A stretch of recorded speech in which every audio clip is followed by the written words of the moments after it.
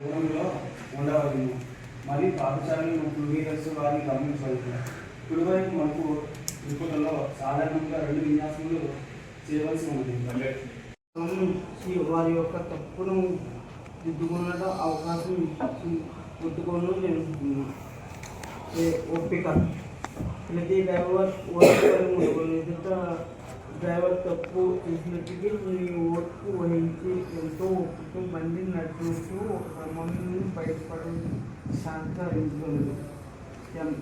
ఏకాగ్రతతో కూడిన ప్రయాణము. పూర్తి ఏకాగ్రతతో కూడిన ప్రయాణం రోడ్డుపై చేతులతో చూడండి. ఏకాగ్రత ఇదే కొంచెం సాధించను.